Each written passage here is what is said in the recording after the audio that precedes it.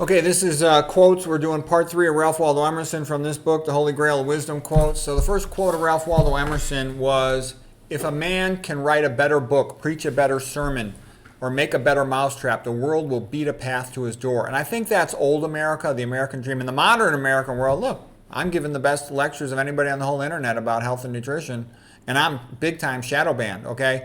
In the modern world, if you tell the truth about things in academics, you'll just get shadow banned. Nobody's going to. You go on all the bro science channels with millions of views. It's all this nonsense, Huberman and Tia and all these guys, telling you guys nonsense. So unfortunately, the internet on the one hand, it's great because you can search things all over the place. You can search PubMed for articles. You can search for educational videos on all kinds of things. You can learn stuff fast. But on the other hand, what most people don't realize is it's not a free open market. It's a gamed market. And nonsense is promoted. There's big corporate money behind telling you guys olive oil is good for you. Like the average stupid patient I talk to, they tell me they eat good. And then I ask them, okay, well, what's a typical dinner? They go, well, I eat lots of fish and lots of chicken, and I have some olive oil and a glass of wine. And they think that's health food. That's an absolutely stupid diet. Large amounts of animal food, high fat, high sodium, full of toxins, not organic, alcohol. Okay, it's absolutely stupid. Olive oil is pure liquid fat, terrible for your arteries. Okay, what I'm trying to say is that's how the average person thinks, Okay, so anyways, let's continue with Ralph Waldo Emerson. "The office of the scholar is to cheer, to raise, and to guide men by showing him facts amidst appearances. He plies the slow, unhonored, and unpaid task of observation. But he is in his private observatory, cataloging obscure and nebulous stars of the human mind, which as of yet no man has thought of as such, watching days and months, sometimes for a few facts, correcting still his old records, must relinquish display and immediate fame. In this long period of preparation, he must betray often an ignorance and shiftlessness in the popular arts, incurring the disdain of the able who shoulder him aside. Long he must stammer in his speech, often forego the living for the dead. Worse yet, he must accept how often poverty and solitude for the ease and pleasure of treading the old road, accepting the fashions, the education, the religion of society. He instead takes the cross of making his own, and the position of virtual hostility in which he seems to stand to society, and especially to educated society. For all this loss and scorn, what is the offset? He is to find consolation in exercising the highest function of his human nature. He is one who raises himself from private consideration and breathes and lives on public and illustrious thoughts. He is the world's eye." So this is like American Scholar, where he's talking about what it takes to be a real scholar. And what it takes to be a real scholar is you have to pursue the truth and accept the fact that it's not going to give you money and it's going to make people hate you. Okay, he is the world's heart. He is to resist the vulgar prosperity that retrogrades ever to barbarism by preserving and communicating heroic sentiments, noble biographies, melodious verse, and conclusions of history. Yeah, that's exactly what this channel does. And I include Christianity, and I include Christian art, and Christian music, okay? Because I know America's not going to get better. Western medicine's not going to get better until you have Christian ethics in your mind. You don't have to be a Christian, but you have to accept the fact that the individual is valuable. And the alternative viewpoint that we can't get around is atheistic Darwinism, which says the individual is nothing but a talking monkey who deserves nothing. And if you can make money off of selling them poison, then so be it. Okay? That's what it means, and that's what's done. And the average person, they can't seem to accept that the system doesn't like them. The system has contempt for you. It thinks you're vermin. Okay? There's too many of you. That's what it thinks. Okay, and it's wise to be aware of that, because if you're aware of it, you'll be more likely to be skeptical and to look out for yourself and take care of yourself. Whereas if you walk into the system thinking it likes you and wants to help you, you're going to get chumped, most likely. He continues with the American Scholar. Okay, these he shall receive and impart. These being his functions, it becomes him to feel all confidence in himself and to defer never to the public cry. He and he only knows the world. Yeah, if you really study, you become confident and you realize that the conventional books, they're all wrong. Conventional medical books, they're a joke. They're all stupid. Okay, Ralph Waldo Emerson on achievement. Skill comes of doing. Yeah, you got to get involved in the task. The purpose of culture is self-creation. Yeah, you learn a lot from all this stuff. It all helps. An ounce of action is worth a ton of theory. Because some people say, oh, if you're only doing science, you shouldn't read other things. And I think you're going to be in the middle of busy times when you can't read anything else. But in your free time, if you've got the time, it's good to read other stuff. It actually increases your verbal skills and your thinking ability. You see metaphors coming out of it.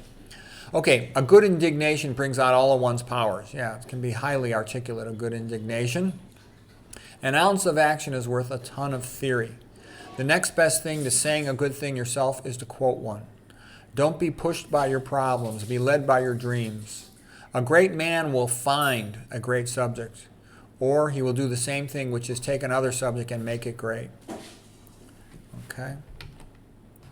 And you can see how Ralph Waldo Emerson was sort of like the Brian Tracy of his time. Okay, now he's talking about preachers. He says, if I know your sect, I anticipate your argument. I hear a preacher announce for his text and topic the expediency of one of the institutions of the church. Do I not know beforehand that he cannot possibly say a new and spontaneous word? Do I not know that with all his ostentation of examining the ground of the institution, he will do no such thing? Do I not know that he is pledged to himself not to look but at one side, the permitted side, and not as a man, but as a parish minister? Yeah, preachers, most preachers are pretty boring. The good men, they're usually not allowed to speak in the church. Sad but true. Okay, Protestant church is too boring. It's only by the Bible and it's boring with no art. And then the Catholic church is all messed up because they don't allow married priests.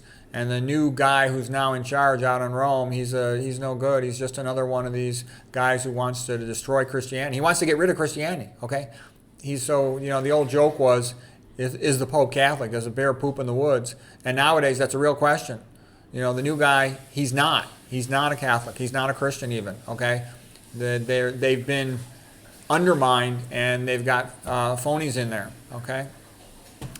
Ralph Waldo Emerson continues, trust men and they will be true to you. Trust them greatly and they will show themselves to be great. Yeah, you got to give people the benefit of the doubt. Goethe would say the same thing too. If you describe a man exactly as he is, he will become no more. But if you say what he could be, then he's more likely to become that. Ralph Waldo Emerson, divine providence sends the chiefest benefits under the mask of calamities.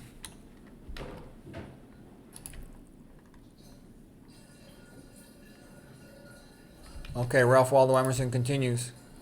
It is easy in the world to live after the world's opinion. It is easy in solitude to live after your own. But the great man is he who in the midst of the crowd can keep with the perfect sweetness and the independence of solitude. Yeah, there's only so much you can say in public.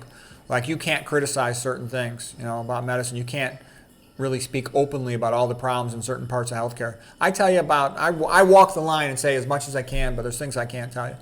Okay, I'll never lie to you, but there's some things you're just not allowed to say because you get in trouble.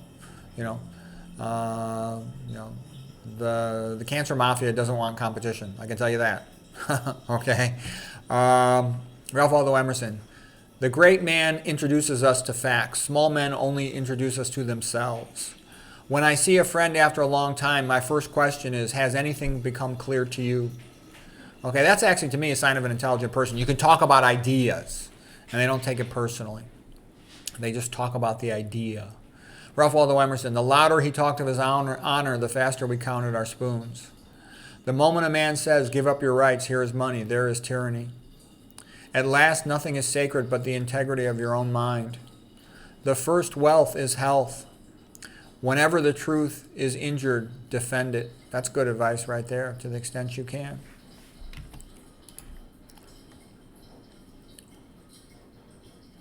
Okay, no man fully understands the truth until he has contended against it. Yeah, you should read all the points of view, even the nonsense ones. Give him at least one look. Don't keep going back to him, but give him a look. Every mind must make a choice between truth and repose. It cannot have both. Yeah, you can either be a conformist and just ride in the direction of the current, or you could think for yourself, which means you're often going to be going against the current. And, like you said, Ralph Waldo Emerson, the world whips you with displeasure for nonconformity. Okay, the soul is the perceiver and revealer of truth. We know the truth when we see it. Let skeptic and scoffer say what they choose. Foolish people ask you, when you have spoken what they do not wish to hear? How do you know it is true and not an error of your own? We know the truth when we see it, from opinion as we know when we are awake that we are awake. There's multiple things that let you know if you're seeing something that's true. The first one is consilience. Multiple different small pathways are supportive of what was said, even if each one by itself is weak. All of them together make it strong. It's like you look at epidemiology. The rice-eating Asians in Japan are skinny. In Korea, they're skinny. In China, they're skinny. Well, gee, white rice is only 1% of calories from fat. So that makes you skinny. That's pretty good evidence. The sweet potato eaters, they're skinny wherever they are, Okinawa, Papua New Guinea. It only has 1% of calories from fat. Lower the percentage of calories from fat, the skinnier you are. That's pretty good. The potato eaters, regular potatoes, 1% of calories from fat. Potato eaters in Ireland and some of these South American countries, Peru, they're skinny. Well, that's pretty good evidence that people who eat those diets are skinny. So that's you add up all the small supporting things. You can also see, is it consistent with what else you know? Does the patient seem to be telling the truth as best you can tell? That's just one more thing you add. Is it consistent with what else you've read, what you've experienced personally, what you've seen personally? There's a whole bunch of ways to look at it. Does it make sense from the point of view of nutrition, biochemistry, etc.? Okay, Ralph Waldo Emerson. The finest and noblest ground on which people can live is the truth. Yeah, that's a sign of somebody who's your friend. They tell you the truth. Think about your parents. Your parents would insult you by telling you the truth, but you needed to hear the truth. That's because they told you the truth because they loved you, even though you didn't want to hear it. Okay, Ralph Waldo Emerson, he made this quote about a good person's life, and it reminded me of my mother. He said, to laugh often and much, to win the respect of intelligent people and the affection of children, to earn the appreciation of honest critics and endure the betrayal of false friends, to appreciate beauty, to find the best in others, to leave the world a bit better, whether by a healthy child or a garden patch or a redeemed social condition, to know even one life has breathed easier because you have lived. That is to have succeeded. So that's Ralph Waldo Emerson quotes. I hope you found them helpful, enjoyable.